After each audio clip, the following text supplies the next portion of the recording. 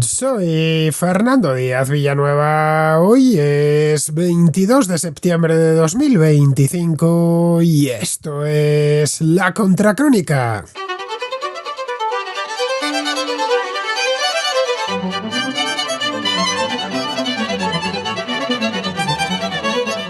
Hay ciertos gobiernos en Occidente que no pueden evitar la tentación de limitar la libertad de expresión cuando ésta les resulta incómoda. Son curiosamente los mismos que, cuando están en la oposición, defienden a ultranza la libertad de expresarse y, sobre todo, la que asiste a los periodistas para trabajar con tranquilidad, sin miedo a que lo que publiquen moleste al gobierno. Pero es pasar a ocupar el poder y se convierten en auténticos flagelos de todo aquel que pretenda decir lo que piensa, especialmente cuando quien lo hace tiene audiencia y posibilidad de influir en la opinión pública. Dos gobiernos que se caracterizan por esto son el de Estados Unidos y el de España, que, diciéndose en extremos opuestos del espectro ideológico, viven igualmente obsesionados por lo que se publica de ellos. El caso, muy reciente, de Jimmy Kimmel ilustra bien esta dinámica. Kimmel, presentador de ABC, criticó a los republicanos por intentar politizar el asesinato de Charlie Kirk. En un monólogo que no tuvo demasiada audiencia, pero sí mucho recorrido político, les acusó de oportunismo. Kimmel condenó el crimen y transmitió sus condolencias a la familia, pero sus comentarios sentaron muy mal al gobierno de Donald Trump.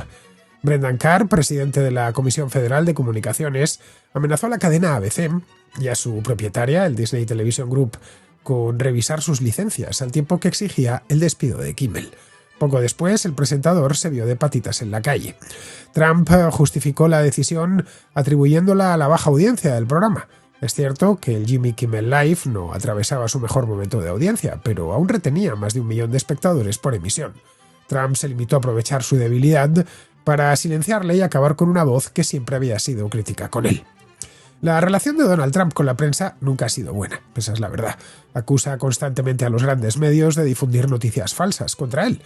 Con ciertas cabeceras como el New York Times, el Washington Post o la CNN la tiene tomada desde hace tiempo. Al New York Times le ha interpuesto una demanda en la que pide a la casa editora y a la editorial Penguin Random House la respetable cifra de $15.000 millones por difamación. Contra el Wall Street Journal y su empresa matriz, News Corporation, ya se querelló en junio de este año tras la publicación de una carta de felicitación que Trump dedicó a Jeffrey Epstein en 2003, con motivo de su 50 cumpleaños. Al Wall Street Journal le pide una indemnización de $10.000 millones. Sin llegar a querellas de esas características, algo que en España sería improbable, ya que nuestro marco legal es muy diferente en lo relativo a la difamación, el gobierno de Pedro Sánchez lleva desde hace año y medio señalando a la prensa de forma concienzuda. Conforme los casos de corrupción y el desgaste político hacen mella en el gobierno, Sánchez ha redoblado sus ataques contra la prensa crítica.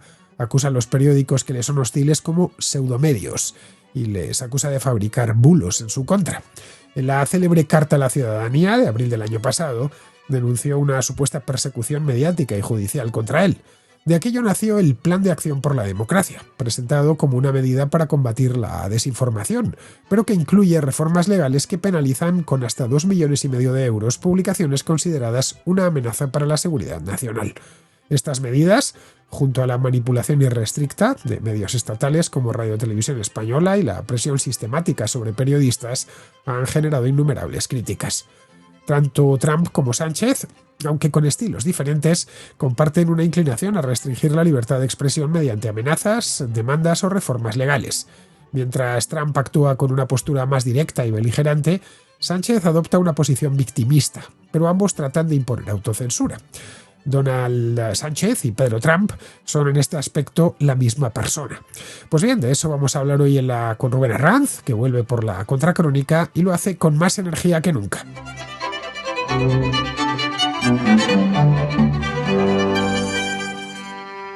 Hacía ya un tiempo que no pasaba por aquí Rubén Herranz y no por falta de ganas. De hecho, este programa debía haberse hecho desde mi estudio. Y si no ha sido así, porque ya habíamos quedado Rubén y yo en hacerlo aquí en el estudio, es porque, me he puesto malo. Ya sé que yo enfermo muy pocas veces al año, pero ha sucedido que justo estos 2 días de este fin de semana, de que no haya podido trabajar y no haya dado señales de vida, pues nada, el viernes me puse a morir. Lo hablaba ahora con Rubén y me ha diagnosticado de coronavirus, lo cual, por los síntomas que he tenido, una fiebre muy alta, tos, etcétera, y ha sido todo muy rápido, Pues la verdad es que es más que posible. Total, que le dije, oye, no vengas el domingo porque todavía estaré medio convaleciente y tampoco te quiero contagiar. Suficiente con que lo haya pasado yo, como para encima tengas que pasarlo tú. Así que nada, esa es la razón por la cual, estando los dos en Madrid, como estamos, pues él está en su casa y yo estoy en la mía. Pero la ventaja de esto es que no os enviaré a Rubén para sus muchas actividades que tiene ahora, muchas actividades mediáticas, que las tenga que interrumpir porque ha pillado un coronavirus como el mío, o lo que sea que me haya dado a mí estos 2 últimos días. Muy buenas, Rubén, ¿cómo estás? ¿Qué tal, Fernando? ¿Qué tal? ¿Cómo estáis? Bueno, ya sabes que un virus sufrido es un virus superado, es un virus pasado y es estar un poco más tranquilo del invierno, que yo creo que se pasan un poco peor. Hoy te veo mucho mejor de lo que Sí, ayer comentamos. sí, ayer estaba fatal cuando te dije aquello y oía, bueno, y eso que paré a escribir, dije, bueno, tenía fiebre, por supuesto, dije, bueno, mejor mañana lo hacemos por... Te lo puse así de una manera destrozada. Lo hacemos mejor por videoconferencia, Rubén, que mi idea era, sabía o imaginaba que iba a estar mejor hoy. No tan bien como me encuentro, esa es la verdad, aunque la voz se me nota un poquito, que he estado desde el viernes completamente fuera de juego. Bueno, acabo de hacer la introducción del programa y esa introducción me he inspirado en una columna tuya que has publicado el domingo, Gracias. magnífica, que me ha dado además la idea para el programa de hoy, que es Pedro Trump, Donald Sánchez.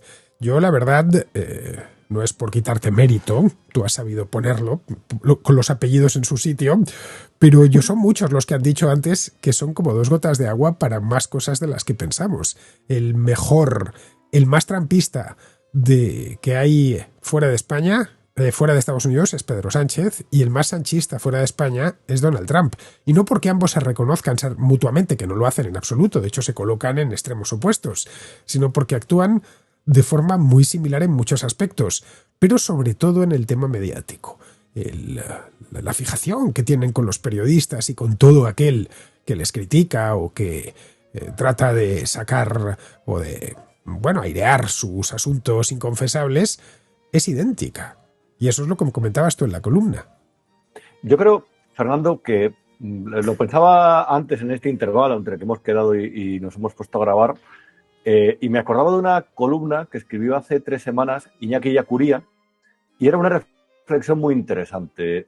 Él realmente contextualizaba sobre algo que has hecho decenas de programas, y es en un contexto de conflicto de Segunda Guerra Fría, o como lo queramos llamar, entre las democracias occidentales y los crecientes autoritarismos, frente a ese eje que es Pekín, Moscú, Teherán, podemos decirlo de alguna forma, así, aunque es un poco más compleja la situación, o mucho más compleja, creo que los ciudadanos de los países occidentales, de las democracias occidentales, se enfrentan a un reto que me parece interesante, pero a la vez yo creo que es de muy difícil resolución.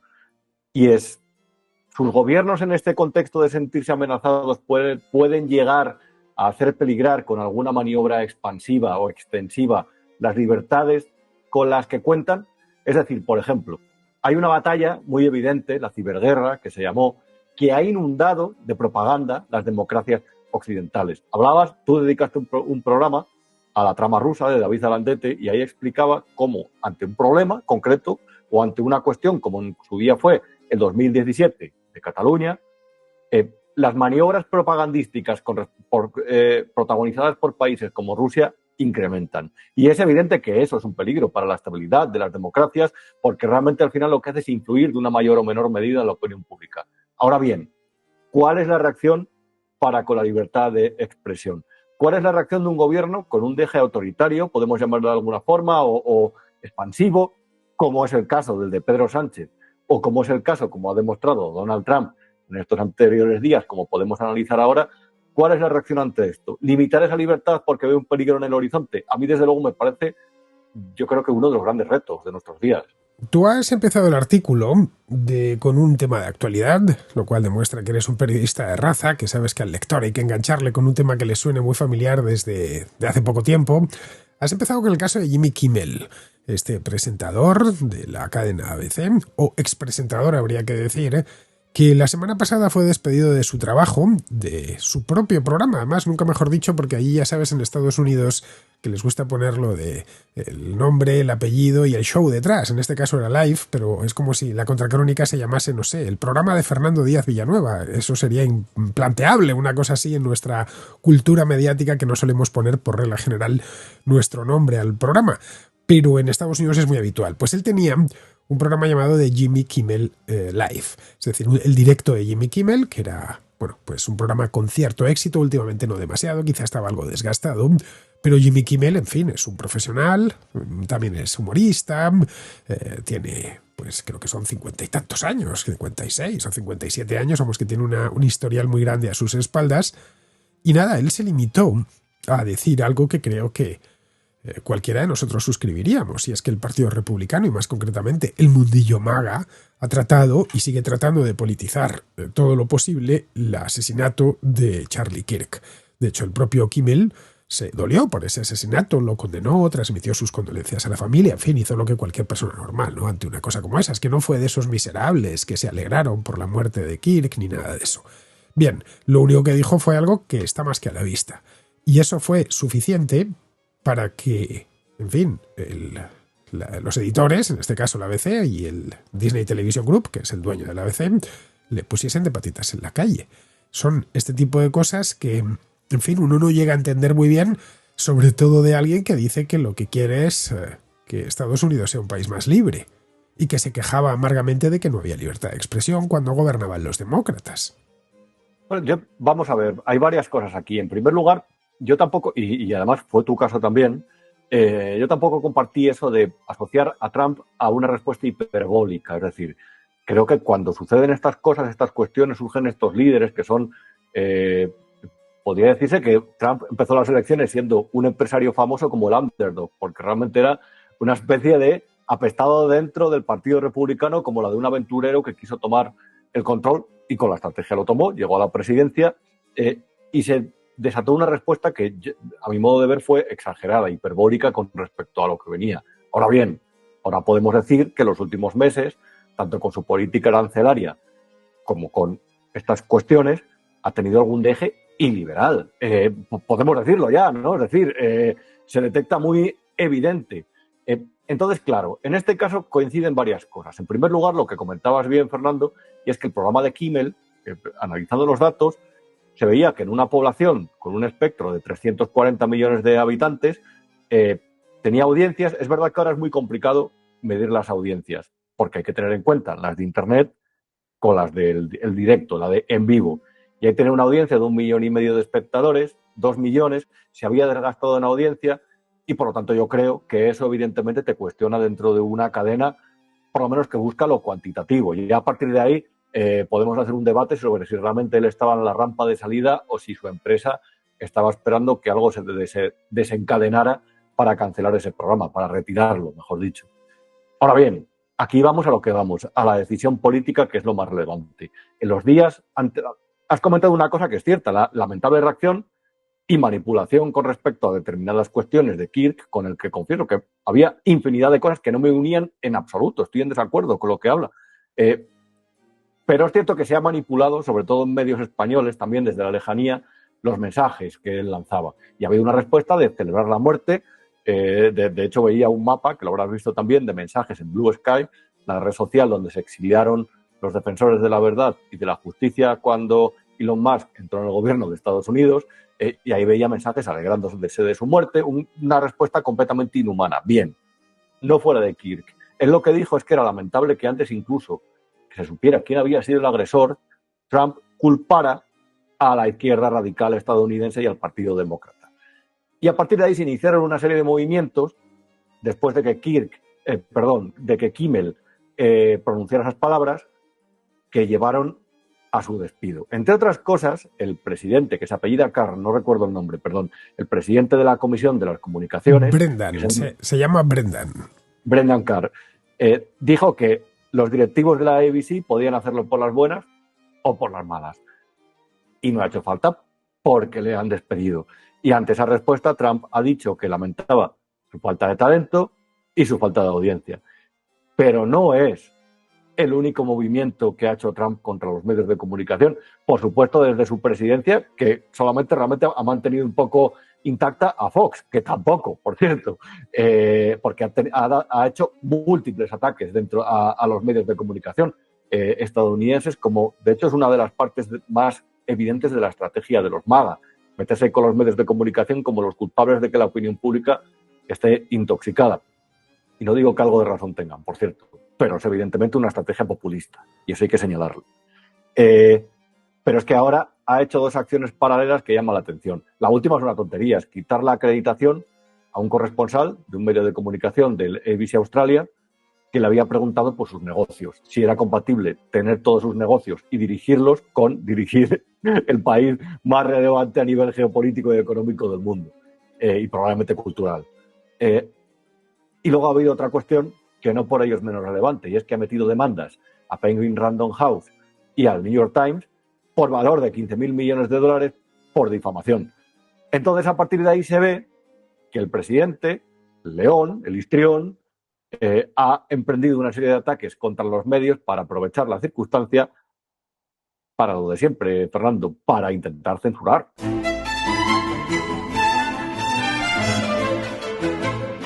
Bueno, a mí esto me recuerda lo que ha hecho ahora con el New York Times, me recuerda un poco lo del Wall Street Journal, que no podemos decir que sea sospechoso de ser pro-demócrata, en una palabra.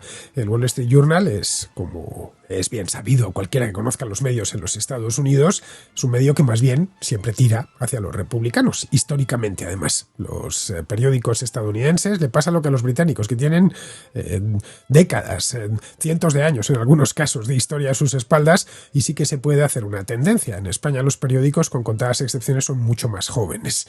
En el caso de Estados Unidos, el Wall Street Journal ha sido pro-republicano durante 100 y pico años.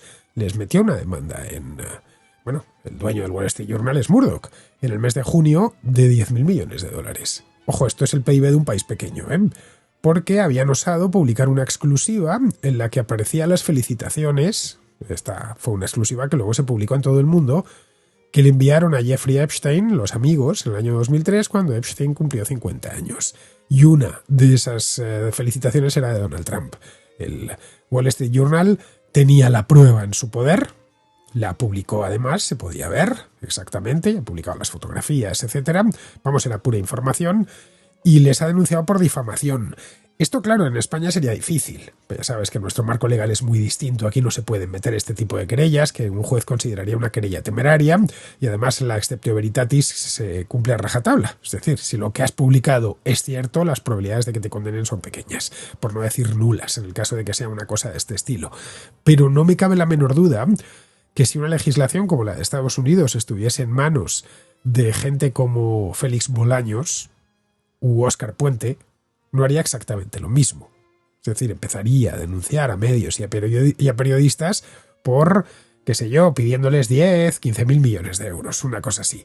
Porque si por algo se ha caracterizado Donald Trump a lo largo de los últimos 8 años, desde que entró en política, hizo su primer mandato, es por todo periódico que habla mal de él. No habla mal de él porque sea libre de hablar mal de quien crea conveniente, sino porque obedece a una estrategia de desgaste, con noticias falsas. No olvides que los bulos, como se dice fake news en español, ya está.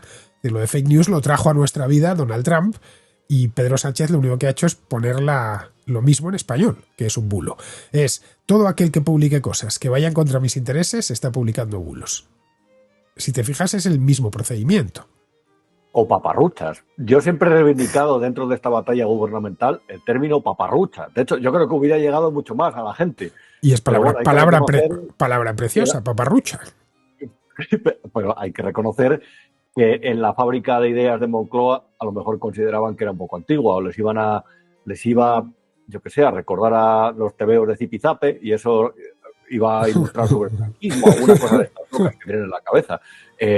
Pero hay una cuestión, hablabas y me recordaba a la famosa demanda que le metió Cebrián, que perdió, por cierto, al Confidencial, que era solamente, yo creo, de 8 millones de euros, cuando publicaron aquello de los papeles de Panamá, que presuntamente involucraban, y él metió esa demanda. Aquí hay una reforma de la ley que regula, la ley orgánica que regula el derecho al honor, a la intimidad y a la propia imagen, que ya hay por ahí algún mensaje que dice que lo que va a hacer es incrementar las penas o modificar los tipos que regulan, digamos, no los explicar desde el punto de vista jurídico, pero las multas, para que puedan ser un poco más elevadas. Hay jurisprudencia, tú te metes en las sentencias de la Audiencia Nacional, el Tribunal, sobre todo el Tribunal Supremo, sobre los medios de comunicación, y ahí se regula perfectamente, en muchas de ellas, cómo en función de la audiencia la multa es más alta o más baja. Es decir, existe ley y existe jurisprudencia al respecto, y en España eso yo creo que ese marco funciona bastante bien. Pero yo creo que hay una cuestión aquí que va mucho más allá. Es decir, aquí está lo que se representa sobre el papel, sobre la ley, sobre, es decir, todos los documentos jurídicos, pero luego está la cuestión que es más relevante con respecto al ejercicio de la libertad de expresión y el derecho a la información. Cuando tú ejerces el periodismo en un lugar que está amenazado por un gobernante con deje tiránico, y cuando estás en un sector realmente que se cae a cachos, una buena parte de sus empresas, sucede algo que es mucho más relevante muchas veces que todo el marco legal, que es lo que tú te impones, o lo que a ti te impone tu director o tu editor, que es la autocensura. Tenemos miedo al cierre del periódico, tenemos miedo a la demanda, tenemos miedo a una cuestión que es muy evidente. Actualmente los formatos han muerto. En Internet conseguir cada euro es mucho más difícil porque la competencia es mucho mayor. La competencia es mucho mayor, eso ha hecho que autónomos y gente que son muy pocos en un proyecto periodístico puedan sobrevivir y ganar dinero incluso, pero también ha hecho que las grandes empresas se vean en dificultades porque el mercado ha cambiado. A partir de ahí, ¿qué sucede? Que sin el formato, con más dificultad para ganar dinero y con el Estado o las administraciones convertidas en el principal anunciante de los medios de comunicación, cualquier amenaza que se cierne sobre el sector o sobre las empresas lo que hace es a los periodistas tener más miedo de contarlo. Y a eso se le llama la autocensura. Cuando tú no publicas un tema, cuando te quema en las manos una información porque consideras que las consecuencias que puedes pagar son especialmente elevadas y a lo mejor lo que haces es no cobrar la nómina.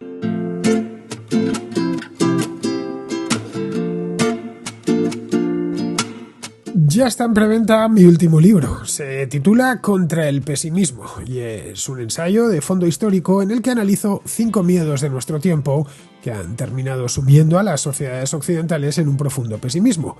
Y lo que es todavía peor, en la falta de confianza en el futuro y en nuestras propias posibilidades. Es un libro breve, de poco más de 200 páginas, en las que con un estilo ameno y accesible, pero sin abandonar nunca el rigor, trato varios temas como la presunta decadencia de Occidente, el presentismo histórico, la política de las identidades, el excepcionalismo hispano y la equivocada idea de que cualquier tiempo pasado fue mejor. El libro lo publica la editorial HarperCollins y tiene un prólogo muy cariñoso que ha escrito el gran José Sotochica. A quienes ya lo han leído, como Rebeca Argudo, Javier Rubio Doncé o Rubén Arranz, les ha gustado mucho y le han dedicado bonitas frases que he corrido a ponerlas en la contraportada del libro. Está, como os decía, en preventa. El 8 de octubre estará disponible en todas las librerías. Os dejo el enlace en la descripción. Para todos aquellos que lo adquieran en preventa, tengo algo reservado, un directo en exclusiva con todos ellos en el que podrán preguntarme lo que crean conveniente y debatir sobre los temas que trato en el libro, que son todos, como habéis podido ver, muy interesantes. Ya sabéis, Contra el pesimismo, el triunfo de Occidente y de la civilización que forjó un mundo mejor.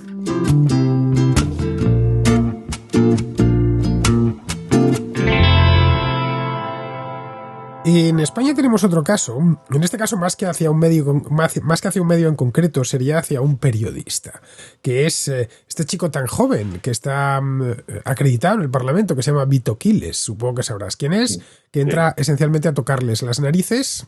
A mi juicio, lo que hace no es muy distinto de lo que en su momento hacían los del Caiga quien caiga.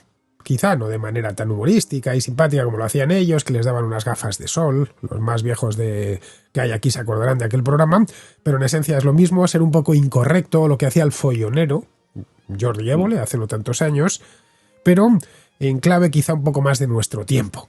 Pero en esencia es lo mismo, siempre en todas partes hay, y perdonadme la expresión, un tocapelotas. Bueno, pues Vito Quiles es especializado en eso, en tocar las narices, siempre, por supuesto, a los de la ala izquierda, no va a tocar las narices a los de Vox y a los del PP, esencialmente a los del PSOE y a los de Podemos y tal.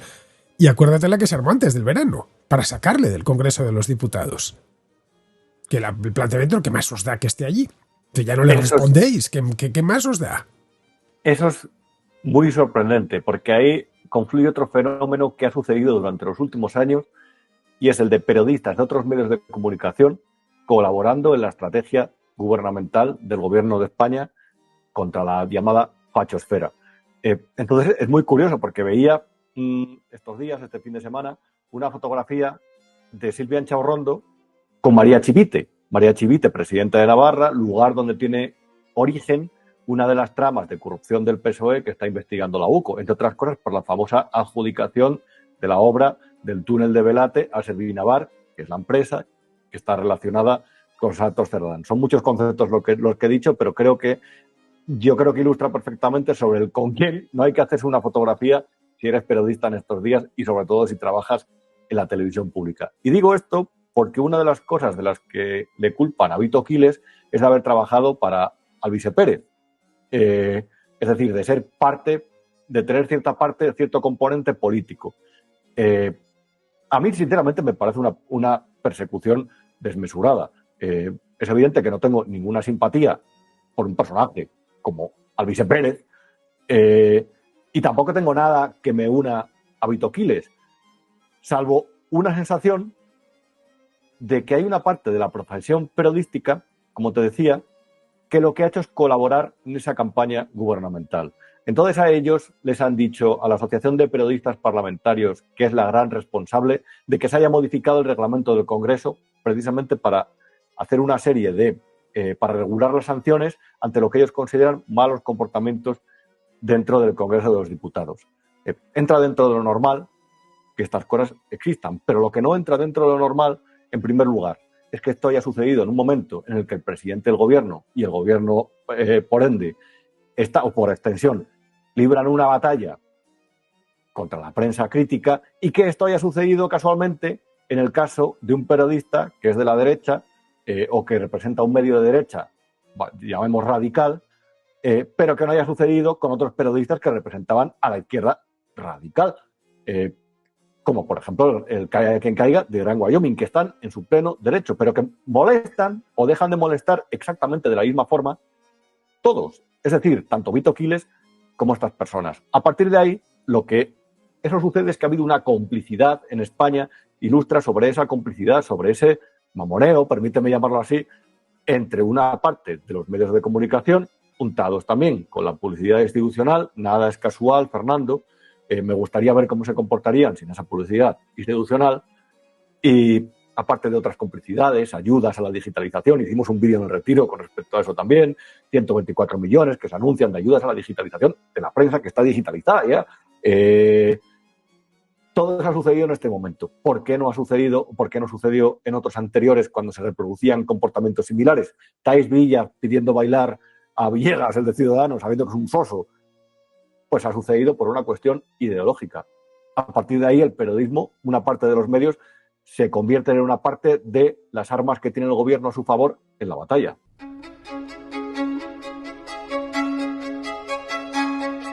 Aquí habría que preguntarse de cualquier manera, porque siempre dicen, hombre, es que este chico, Vito Quiles, y digo lo de chico sin ánimo de ofenderles, que es muy joven, es que podría ser mi hijo sin ningún problema, creo que tiene 22 o 23 años, no sé, es jovencísimo. Bueno, podría ser hasta mío, o sea que podría ser casi tu hijo, Rubén. Bueno, la cuestión es que es muy jovencito y ¿qué es periodista? ¿Pero tú te identificas con ese tipo de periodismo? No, pero tampoco me identifico con el periodismo que hace Antonio Maestre, por ejemplo, ni mucho menos, ni con el que hace Sara Santaolalla en las tertulias a la que van. No me identifico, de hecho, con buena parte de mis colegas, pero ellos tienen libertad de interpretar el oficio en función de la audiencia que tengan, la manera en la que lo hagan. Yo lo interpreto a mi manera. Tengo mi público, hago mi contracrónica, pues escribo mis artículos en Voz Populi y ya está, nada más. Yo no tengo a nadie que enseñarle cómo se hace esto. Al final, El que nos hace o nos deshace periodista es la audiencia, en una palabra. Es tener una audiencia que te siga, que te lea, que te siga en la radio, que, bueno, para quienes tú eres alguien con digno de credibilidad, y con eso basta. Yo tengo una manera de hacer este trabajo y hay otros que tienen otra. La de Vito Quiles es tocar las narices al... ¿Cómo se llama este de Esquerra Republicana? El Gabriel Rufián y compañía. No sé, a mí me pones en el Congreso a hacer eso y no sabría hacerlo. A mí, de hecho, el periodismo parlamentario tampoco me ha interesado nunca demasiado. Pero bueno, que ¿quién decide quién es periodista y quién no es periodista? Porque es que esta es otra de las cosas. Tanto en Estados Unidos como en España, hay, y esto siempre nace de la política, está la idea de que es el gobierno el que decide quién es y quién no es periodista. En el caso del trumpismo, los periodistas que critican al movimiento MAGA y que critican a Trump les quitan rápidamente la condición de periodistas y les llaman, bueno, que si son activistas, que si son de extrema izquierda, que si son demócratas, que si tal. Incluso algunos periodistas que son abiertamente pro-republicanos, como los del Wall Street Journal, tampoco, porque es que estáis criticando al movimiento MAGA. Y para eso necesitamos periodistas de verdad, que casualmente son los que me dan la razón en todo. Porque no sé si te fijas que siempre es lo mismo. El periodista de verdad es el que me da a mí la razón. Yo cada vez que leo en las redes sociales aquello de no odiamos suficiente a los periodistas, salvo a los periodistas que te dan la razón, ¿verdad? A esos no los odias absolutamente nada. Porque en España vemos en pequeña escala se reproduce lo mismo. Los periodistas son odiosos hasta que me dan a mí la razón. No sé si te has fijado en eso. Es que además, como lo hemos hablado tú y yo en varias conversaciones, además, como eso ha pasado a lo largo de la historia, iba a decir desde que la prensa se transformó en industria a mediados del XIX, mediados finales, pero es que ha sucedido desde el primer tipo que imprimió un periódico. Desde que el ciego leía el pliego de cordel, ha habido alguien que ha dicho, este tío es muy bueno, o este es alguien que es un desestabilizador. Y es que estamos en esa época. De hecho, es muy curioso, porque ahora se ha acelerado todo, hay múltiples mensajes, es decir, donde antes había 3 o 4 conexiones neuronales informativas, ahora hay decenas. Es decir, te pueden acusar de antipolítica por el mero hecho de respaldar el programa de Trump o por todo lo contrario. Es decir, si tú manifiestas que la política, como sé que es tu pensamiento y como es el mío además, es una manera de complicar las cosas y de dar de comer a mucha gente y que al final hace falta la mínima política posible para administrar el tesoro público y los servicios públicos, si dices eso eres antipolítica, pero al revés, si dices lo contrario también lo eres, porque dentro de esa red en la que hay muchísimos impulsos eléctricos todo el rato, impulso eléctrico, un tuit, una noticia, una última hora, están siempre los mensajes contradictorios, pero dentro de eso siempre hay algo que pervive y que forma parte de la esencia de las relaciones entre la prensa y el poder. Hay una parte en la que una prensa es incómoda y hay otra parte en la que una prensa se llama Xavier Fortes. Es que yo digo los nombres, lo siento mucho. Entonces, a partir de ahí, si tú eres alguien cómodo, te van a dar premios, te van a considerar buen periodista, te van a nombrar incluso un periodista intelectual y te van a dar una columna en una contraportada incluso.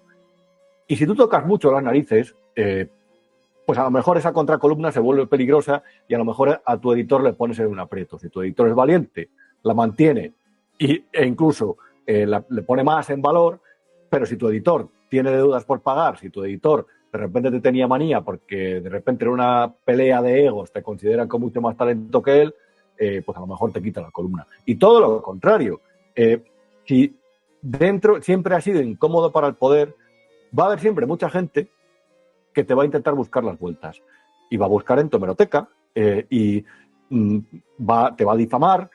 Eso es parte del oficio.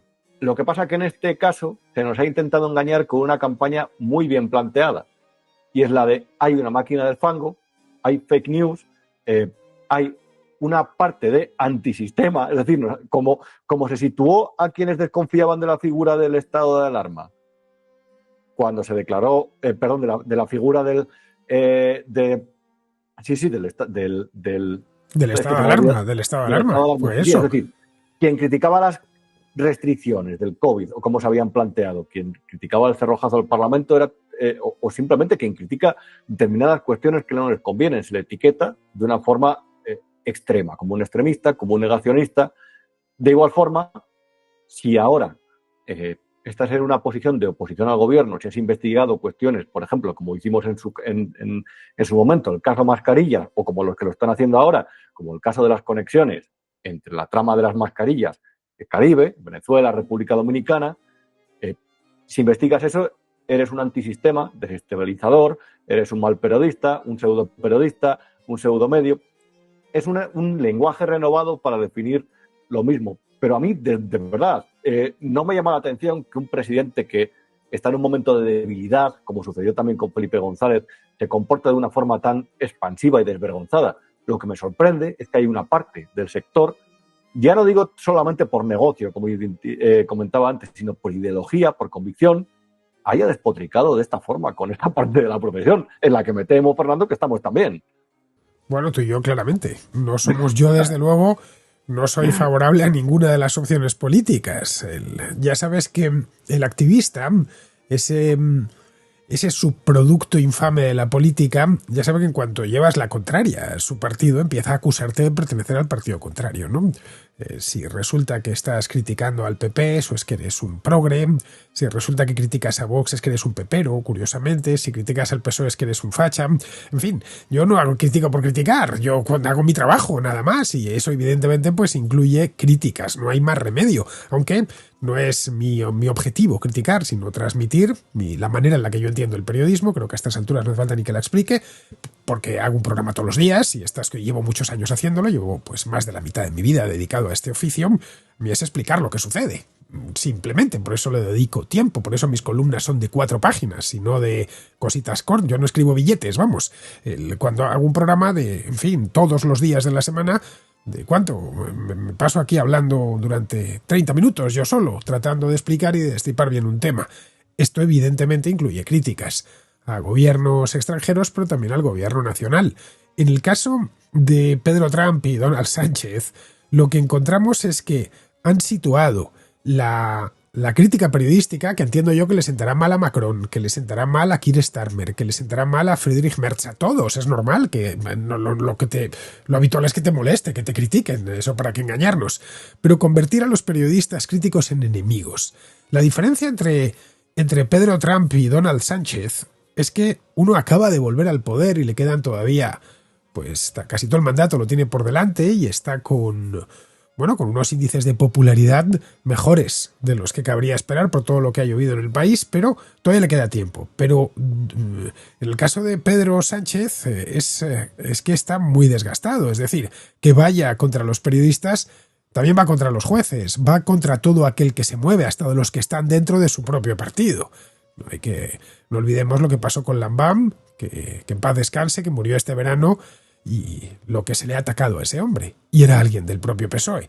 Pero en el caso de Donald Trump, no está desgastado, está recién llegado al poder, o recién vuelto al poder. Lo que significa que sí hay una voluntad clara de meter miedo al personal. Y de, tú verás, trabajes donde trabajes, vamos a ir a por ti. Que haya ido contra el Wall Street Journal de esta manera significa que está yendo contra buena parte de sus votantes que leen ese periódico. Significa que aquí las normas las pongo yo.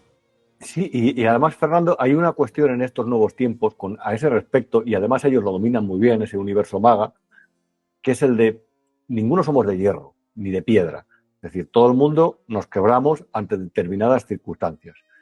Y hay un tipo de presión social, que es la que se ejerce a través de las redes, que esta gente también la lanza muy bien, y que en determinados contextos de repente te mandan a 10.000 personas, a 1.000 personas, a despotricar contra ti, a llamarte de todo, a hacerte memes, o directamente incluso hasta buscar la dirección de tu casa. Y eso lo hacen muy bien. Eso todo el que sea un poco radical, extremista, o el que no vea realmente que una parte es la persona pública, el periodista, y otra cosa es la persona que puede ser como le dé la gana y que en su terreno privado se puede comportar como le dé la real gana, esa gente lo deja de distinguir, porque ya se toma todo lo que sucede en la esfera pública como algo personal. Y ahí se desarrolla el odio, y ahí se desarrollan las persecuciones, y ahí se desarrolla una estrategia que histriones, como es el caso de estas dos personas, bueno, Sánchez lo es de otra forma, Donald Trump lo es de una forma más directa y Sánchez lo es de una forma más pasivo-agresiva, me estáis persiguiendo. Esto es insoportable, llevo las críticas con mucha paciencia, tremendo, de verdad, me insultan cuando hay un concierto y me llaman, se acuerdan de mi madre, qué cosas, no le ha pasado a nadie en la vida, pero son realmente las dos caras de la misma moneda. Y luego hay cosas ya de la estrategia que llaman mucho la atención. Trump, al final, por mucho que lo niegue, avivó la toma del Capitolio. Y es un tren del que se ha intentado bajar, pero que realmente cualquier persona que tenga una mera capacidad documental va a poder demostrar. Tú, de hecho, has hecho programas al respecto también, y además lo has documentado muy bien. Sánchez está intentando buscar, yo creo que en un momento preelectoral, muy claro, además, y yo creo que en la oposición, tanto en el PP como en Vox, lo tienen claro, también han activado un poco la maquinaria en ese sentido. Yo creo que temen mucho lo que pueda venir del Caribe, por cierto. En un momento preelectoral han resucitado el no a la guerra. Entonces es muy curioso porque todo lo que se reproduce en ese ambiente de precampaña también se está viendo en el panorama periodístico. Entonces ya hay periodistas culpando a otros periodistas dentro de esa estrategia del no a la guerra, que se reproduce 22 años después, culpándoles de cómplices del genocidio. Por ejemplo, pasan cosas muy curiosas, es decir, nadie se alegra de un crimen de guerra y se cometen crímenes de guerra en todas las guerras. Nadie se alegra, por supuesto, de cualquier víctima inocente en Gaza. En absoluto, todo lo contrario, se condena y se lamenta por pura humanidad. Pero ya cuando nombras el 7 de octubre de 2023, que se recuerda ser una contra que hicimos en su día con respecto a lo que había sucedido, o ya simplemente cuando nombras, vamos a ver, a lo mejor, si esta gente aplica aquí el concepto de genocidio, muy dudoso, por cierto, por mucho que digan, ¿cómo aplica esto a la mejora de las relaciones con China cuando ellos a la etnia uigur, que también son sunís, por cierto, les aplican procesos en campos de reeducación, les esterilizan, les persiguen, les espían? Es decir, ¿por qué no aplicar la misma conciencia a un país al que ahora conviene acercarse o estrechar lazos? Cuando señalas todo eso y cuando ves la ridiculez, cuando dices que ilustras sobre la ridiculez de todo esto, hay una parte de esos compañeros que ni siquiera se pronuncian, porque en realidad lo que hace ver, lo que deja a las claras es que sus argumentos son completamente dirigidos por un gobierno que se ha apoyado, se ha escudado en esta campaña para intentar recuperar un poco de fuerza de cara a un posible, que yo veo muy posible, adelanto electoral. Entonces Trump ahora ha aprovechado el lamentable asesinato de Charlie Kirk para decir, esta es la mía. Es que todos los autoritarios funcionan igual. Esta es la mía. Si yo quiero aquí meter en vereda la prensa crítica y que no me pase lo que me sucedió en la anterior legislatura, vamos a aprovechar este momento.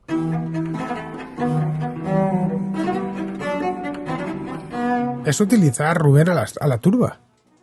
He hablado antes de tu columna del domingo, pero es que escribiste otra magnífica hace, pues Gracias. nada, solo 3 días, que además la has titulado tú con los títulos. La verdad es que titulas fenomenal, no es por nada. ¡Horror! Claro, Un sí. invitado de Broncano vota al PP. Bueno, aquí hablas del caso también de esta más... has tenido una creación magnífica, Rubén, la de la iglesia palmariana. Esa me ha encantado. No, también me pegué carcajada nada más, porque a Rubén, con lo serio que le veis de Valladolid y tal, luego tiene un gran sentido del humor, como toda la gente seria. Bueno, aquí hablabas del caso de Diego González Rivas, que es un cirujano muy prestigioso que fue al programa de Broncano y nada, comentó que él había votado al PP. Ya ves tú, qué cosas. Bueno, y soltaron la turba. El pobre hombre no sabía dónde meterse, porque claro, ni es periodista ni nada, es un simple cirujano. Y no estaba preparado mentalmente para una turba como esa. Pero esto de las turbas está siendo, por desgracia, está siendo lo común ahora. Yo he tenido que aguantar turbas, en este caso provenientes de Vox. A mí me enfilaron 2 asesores de Bouchardet en el mes de marzo y no me dejaron en paz durante un mes. En algo No que sé. fue vergonzoso. Vergonzoso, aquello fue vergonzoso. Pero bueno, una cosa de locos. Y simplemente por criticar a Donald Trump. Fue fascinante porque ni siquiera había criticado en aquel momento a Santiago Abascal, pero me enfilaron, ya digo, 2 asesores, 2 tíos que viven de mis impuestos, se dedicaron a perseguirme, me llamaron de todo tipo de insultos, ellos personalmente, pero más todo lo que trajeron después. Esto lo he padecido en mis propias carnes. En este caso no proveniente del PSOE, sino proveniente de Vox, es decir, de los trampistas españoles en este caso, que claro, por trampista también habría que calificar a esta izquierda que no consiente que haya un cirujano que vote al Partido Popular. Como vemos, en cierta medida, estos políticos tan poco amigos de la libertad de expresión se se basan en este activismo loco que ha invadido las redes sociales, porque sin esas turbas no lo tendrían tan sencillo. Esas turbas son las que le dan alas. El caso de la muerte de Charlie Kirk ha permitido que se abriesen verdaderos sanedrines en las redes sociales. Y lo mismo que con Gaza. A ver, aquí pasando lista. ¿Quién ha dicho lo que tenía que decir y quién se ha salido de lo que tenía que decir? Un poco lo que le ha pasado a Kimmel.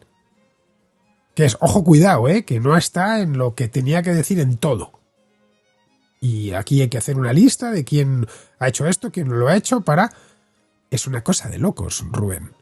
Sinceramente. Es una cosa de locos. Mira, dedicaba estos días a leer los cipreses creen en Dios, que desgraciadamente no lo había leído. Y también tiene ese tipo de humor.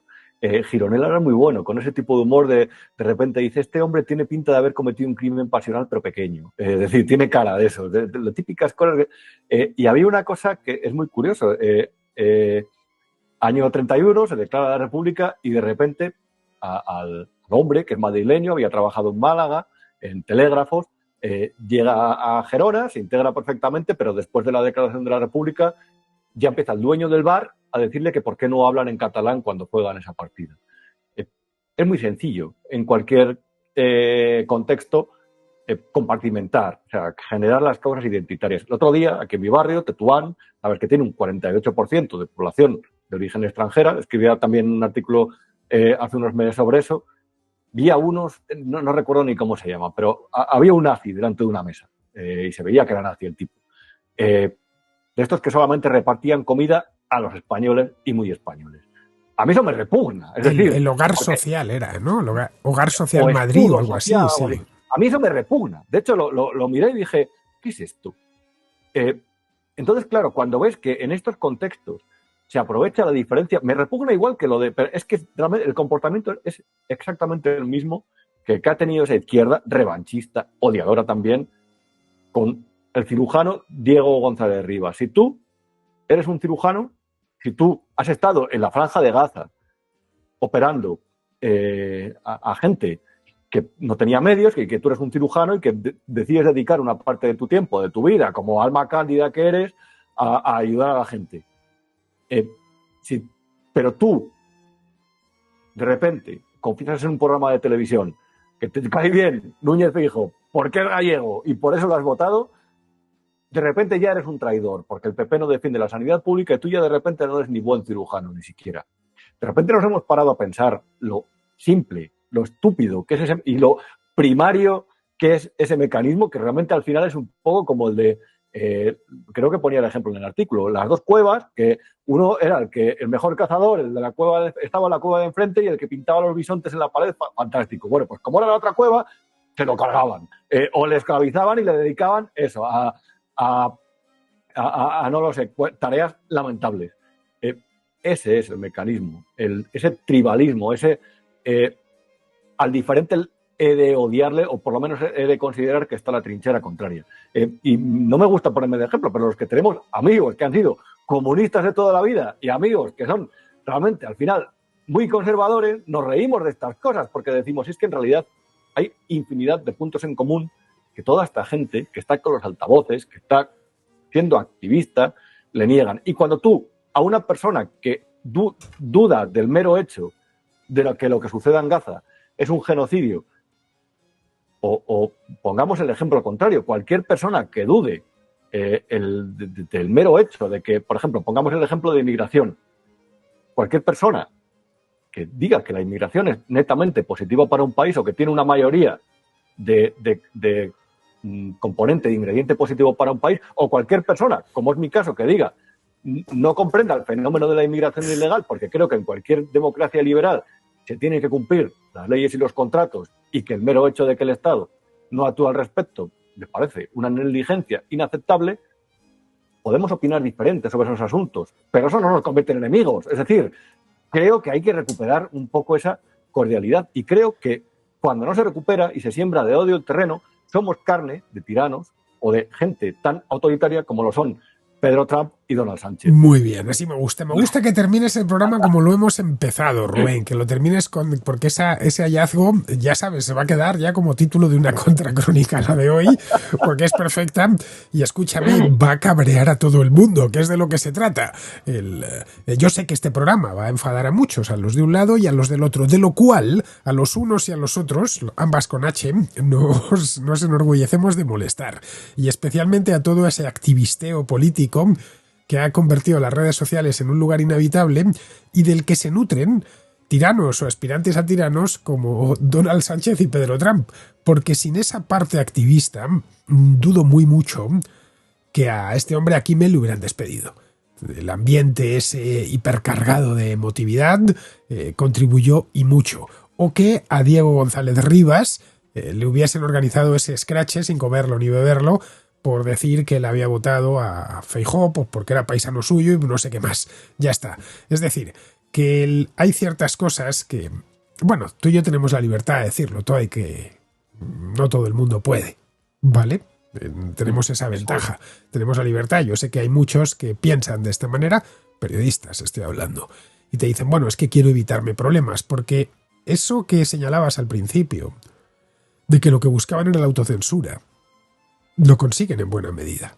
Quizá no lo consigan conmigo. Yo desde luego no me he autocensurado, ni mucho menos. Pero, a ver, me puedo autocensurar en ciertas cosas como, bueno, a este tipo me apetecería llamarle con un insulto muy grueso y me autocensuro porque me va a demandar por injurias y calumnias. Entonces tampoco quiero eso. Pero bueno, entonces escojo en lugar de un insulto muy grueso una palabra aceptable. Pero digo, censura de verdad.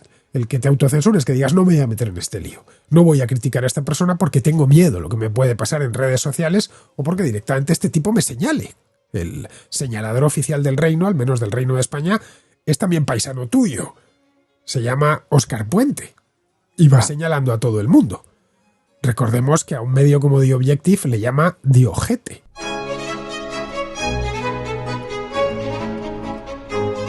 Bueno, yo te digo, cuando este señor era... Yo trabajaba en Voz Populi y él era el candidato a la alcaldía a revalidar, no, creo que era la primera vez. Y yo le llamé para entrevistarle. Y aceptó. Estuvimos en la terraza del Café Gijón y, por cierto, pagué yo. Y al irse yo recuerdo que le escuché decir a un asesor, esto es importante porque este medio es de los otros.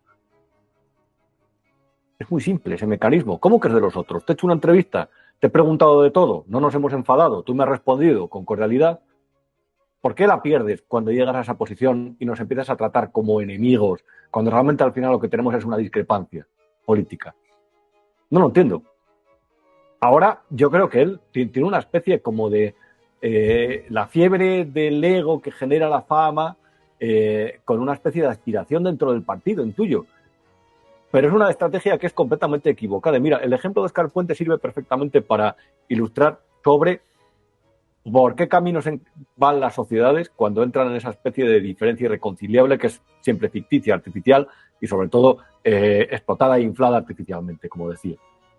Cuando hay un problema con el tren, que es muy habitual, y el ministro es un bocazas, el problema es que aunque ese problema no sea responsabilidad de él, porque haya podido suceder por otra cuestión, como por ejemplo un incendio, entiendo que el ministro no tiene la culpa de que se incendie todo el terreno alrededor de por donde pasa la vía, pero cuando eres tan antipático y tan chulo, por decirlo así, el problema es que la gente te va a señalar a ti cuando suceden los problemas. Es peor para ti a largo plazo. Cuando tú al final eres un activista y busca bronca, no analiza las causas o no analiza realmente el por qué piensa así el otro, cuando tú solamente te alimentas de lo que te dicen los que tú quieres escuchar, en realidad te estás convirtiendo en una especie de soldado, en alguien antipático, y en realidad es que lo vas a pagar tarde o temprano. Puede parecer un mensaje muy simple, muy básico, pero es que como al final todo esto es tribal y como esto se inventó en las cuevas, no deja de ser al final una conclusión primaria la que se lleva a partir de hechos que no son mucho más sofisticados. Bueno, ten en cuenta que Óscar Puente, y con esto ya os prometo que terminamos, Óscar Puente trabaja mucho para las redes sociales. Tú ves, por ejemplo, yo en el caso de X, que es la red social más politizada, sigo tanto a gente que está en la derecha, como gente de la izquierda, como gente de que no está en ninguno de los dos lados y le sigo por otras razones, pero políticamente hablando sigo de los dos lados y me hago una idea cuando entro por la mañana de cómo está el patio y con qué tema está cada uno de los activistas. Es decir, que ha creado esa mañana Vox para sus mesnadas, que ha creado el PP, que ha creado el PSOE y que ha creado el entorno ese de la izquierda, de Sumar, Podemos, etcétera. Y más o menos me hago una idea de lo que hay. Bueno, una de las cosas que veo es que Óscar Puente, que es tan odiado en la derecha, la izquierda le ama. Zasca de Óscar Puente a no sé quién. Así se habla, lo ha destrozado. Digo, el tipo hace esto de cara a su galería de activistas en las redes sociales. Es duro de decir, pero es así. No sé si te has fijado. Claro. ¿Y qué es eso? Eso es un altavoz para movilizar, ¿no? Sí, claro. Eso es para mantener la tensión, para acusar a alguien, para transmitir el mensaje, reitero, que quien no esté con el discurso que ha adoptado el PSOE, por ejemplo, con el conflicto de Oriente Medio, es un insolidario, es un cómplice del genocidio, y es que en realidad pasa todo lo contrario. Si opinas realmente, si te conmiseras con las víctimas actualmente, con las víctimas que hay en Gaza, es que te llaman todo lo contrario. Entonces, al final, se ha perdido un poco la capacidad de buscar el justo medio. Y ahí creo que es especialmente relevante el papel de los periodistas valientes. Y ahí hay que tener en cuenta una cosa que creo que puede ser una conclusión interesante, Fernando. A ti te siguen porque la información, el análisis que haces, es bueno, a la gente le sirve. La información es una commodity. Y eso es fundamental. Un periodista que se censura, un periodista que se radicaliza, al final deja de ser eso para convertirse en otra cuestión, en parte de un aparato de algo. Y en realidad en ese peligro estamos todos, porque todos tenemos nuestras debilidades, nuestras manías, todos flojeamos, pero la clave yo creo al final, dentro de lo que cabe, cuando esté la tentación de la autocensura, cuando esté la tentación, lo que decías, de insultar a alguien es, no, ojo, que a ti hay una parte de tu audiencia más grande, más pequeña, que te ve, que te lee, que te escucha, porque hay algo que considera que le puedes aportar para mañana cuando salga por la puerta, para cuando de su casa, para cuando invierta. Es decir, si tú eres una commodity y de repente te especializas en información local, tú no te puedes censurar que hay 7 calles cortadas alrededor de tu casa, que va a ser imposible sacar el coche del garaje por el mero hecho de que el partido que gobierne sea de tu simpatía. Creo que se ha entendido bien así.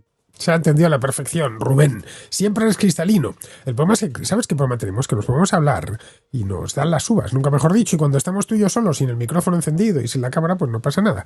Pero ahora tenemos al personal al otro lado y no podemos quitarle más tiempo del que ya les hemos quitado, que es muchísimo.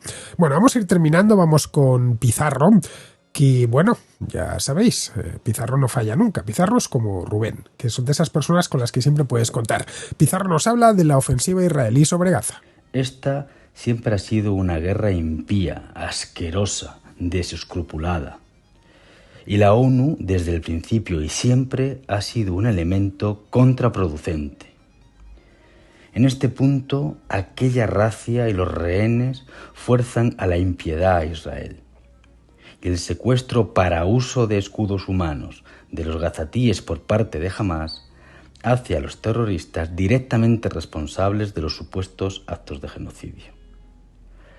Tras la ofensiva se podrá ver la magnitud del desastre. Un cordial saludo de Pizarro. Y ya después de escuchar a Pizarro, vamos a despedirnos de Rubén. Bueno, Rubén, que no nos hemos podido ver, a pesar de que he pasado todo el verano fuera por el maldito coronavirus este que me he pillado. Si es que es un coronavirus y si no lo es, se le parece mucho. A ver si esta semana ya estoy bueno del todo y no hay riesgo de que te contagien y nos podemos ver en persona. Y tenemos que hacer un vídeo para comentar largo y tendido tu libro, que me ha encantado, que además lo leí antes que lo pueda disfrutar el resto, que me parece tu mejor libro, un ensayo más valiente y además uno de esos, de verdad, uno de esas obras que te hace replantear de tus manías. Te lo está diciendo el hombre más pesimista de mi barrio. Y tú, de hecho, es un libro contra el pesimismo. Es decir, es un libro optimista y que yo lo haya leído, me haya encantado y me haya hecho replantearme incluso mi forma de ser, creo que de hecho merece la pena que la gente lo compre y lo lea solo por eso. Bueno, yo trato de ser justo, simplemente. Yo no he sido nunca apasionado, nunca me he dejado llevar por las pasiones. Como decía, soy hijo de mi padre, que es una persona muy fría y muy cerebral y tal y cual, y entonces, bueno, pues eso es inevitable. Me gusta tomar las cosas como son. Me dejo llevar por los hechos y los hechos son los que son. Podrían ser otros, pero son los que son. Así que el libro no es que sea un canto al optimismo, sino un canto a la realidad. Esto es lo que hay, así lo explico. Está, como has visto el libro, tú lo has leído, está lleno de hechos históricos, de ejemplos y tal, pero bueno, que en fin, espero que se venda. La verdad es que no está yendo mal, según me ha dicho el editor, y todavía faltan unos días para que salga a la venta. Está en preventa. Ya sabéis que si queréis comprarlo o reservarlo, lo podéis hacer. Si lo hacéis, no tendréis un premio. Habrá un directo mío personal con todos los que estén en la preventa, hayan entrado en la preventa. Es muy fácil con enviar el resguardo de compra a una dirección de correo que voy a dar en un vídeo, pues que no eso bastará. Como ya hice contra la Revolución Francesa, pues haré un directo que al final, aquel directo fue larguísimo y pude hablar pues con todos los que preguntaron algo en aquel entonces de la Revolución Francesa, y en este caso se abre muchísimo más, o vamos, me temo que voy a tener que hacer un directo de 4 horas de estos típicos de los que hacen los de Twitch y los streamers, ¿no? Me tendré que llevar allí botellas de agua, la cena, etcétera. Pues nada, muchas gracias, Rubén. Gracias a todos. Compren el libro de Fernando Díaz Villanueva. Bien, si os lo dice Rubén, yo creo que ya está todo dicho. Bueno, Rubén solo da buenos consejos. Pues nada, queridos, con esto terminamos ya. Ya sabéis, estamos a 22 de septiembre. Hoy todavía estoy un poquito convaleciente, pero mañana estaré completamente nuevo. Ya sabéis que nadie está mejor que después de salir de una gripe, ¿no? Que estás los días siguientes, que te quieres comer Madrid por los pies. Pues es lo que me va a pasar a mí desde mañana por la mañana cuando vuelva a salir a la calle. Pues nada, aquí mañana, por supuesto, día 23, estaré de vuelta. Hasta mañana.